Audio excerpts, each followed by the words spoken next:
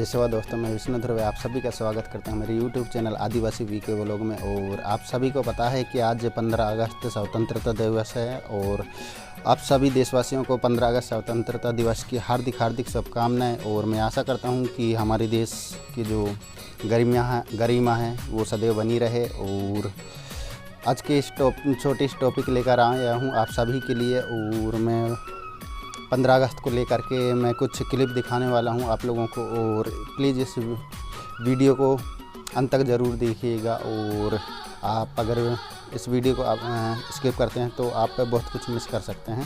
तो इसलिए मेरे वीडियो के अंत तक बने रहिएगा। मैं आप लोगों को एक छोटा सा क्लिप दिखाना चाहता हूं, इसके बाद मिलते हैं अंत में। देश में स्वतंत्रता दिवस हर साल 15 अगस्त को मनाया जाता है। 15 अगस्त 1947 ये वो दिन है जब हमें आज़ादी मिली। आपको बता दें कि आज़ादी आधी रात के समय मिली थी। 15 अगस्त के दिन ही हम आज़ादी का ये दिन मानते हैं। जानिए इसके पीछे की रोचक कहानी क्या है, क्यों इसी दिन आज़ादी का जश्न मानते हैं, ये दिन ही आज़ादी देने के लिए क्यों चुना गया। पहले साल 1930 से लेकर 1947 तक 26 जनवरी के दिन भारत में स्वतंत्रता दिवस के रूप में मनाया जाता था। इसका फैसला साल 1929 में भारतीय राष्ट्रीय कांग्रेस अधिवेशन में हुआ था, जो लाहौर में था। इस अधिवेशन में भारत ने पूर्ण राजस्व की घोषणा की थी। इस घोषणा के बाद सभी ने अवज्ञा आंदोलन के लिए भारतीय राष्ट्रीय कांग्रेस द्वारा भारतीय नागरिकों से निवेदन किया गया था। साथ ही साथ भारत की पूर्ण स्वतंत्रता तक आदेशों का पालन समय से करने के लिए भी कहा गया। उस समय भारत में लॉर्ड माउंटबेटन का शासन था। माउंटबेटन ने ही निजी तौर पर भारत की स्वतंत्रता के लिए 15 अगस्त का दिन तय करने रखा था। बताया जाता है कि इस दिन को वे अपने कार्यकाल के लिए बहुत सौभाग्यशाली मानते थे। इसके पीछे दूसरी खास वजह ये थी दूसरे विश्व युद्ध के दौरान 1945 में 15 अगस्त के दिन ही जापान की सेना ने ब्रिटेन के सामने उनकी अगुवाई में आत्मसमर्पण कर दिया था। माउंटबेटन उस समय सभी देशों की समृद्ध सेनाओं के कमांडर थे। लॉर्ड माउंटबेटन की योजना वाली 3 जून की तारीख पर स्वतंत्रता और विभाजन के संदर्भ में हुई बैठक में ही तय किया गया था। 3 जून के प्लान में जब स्वतंत्रता का दिन तय किया गया, उसे सार्वजनिक रूप से घोषित किया गया, तब देश भर के ज्योतिषों में आक्रोश पैदा हुआ, क्योंकि ज्योतिष गणना के अनुसार 15 अगस्त 1947 का दिन अशुभ और अमंगलकारी था। विकल्प के तौर पर दूसरी तिथियां भी सुनाई गई, लेकिन माउंटबेटन 15 अगस्त की तारीख पर ही अड़े रहे। ये उनके लिए खास तारीख थी। आखिर समस्या का हल निकालते हुए ज्योतिषों ने बीच का रास्ता निकाला। फिर 14 और 15 अगस्त की मध्य रात्रि का समय सुझाया और उसके पीछे अंग्रेजी समय का ही हवाला दिया गया। अंग्रेजी परंपरा में रात 12 बजे के बाद नया दिन शुरू होता है, वहीं हिंदी गणना के अनुसार नए दिन का आरंभ सूर्योदय के साथ होता है। ज्योतिष इस बात पर अड़े रहे कि सत्ता के परिवर्तन का संभाषण 48 मिनट की अवधि में समापन किया जाए हो कि अभिजीत मुहूर्त में आता है। ये मुहूर्त 11:51 से शुरू होकर 12:15 तक पूरे 24 मिनट की अवधि का था। ये भाषण 12:39 तक दिया जाना था। इस तय समय सीमा में ही जवाहरलाल नेहरू को भाषण देना था।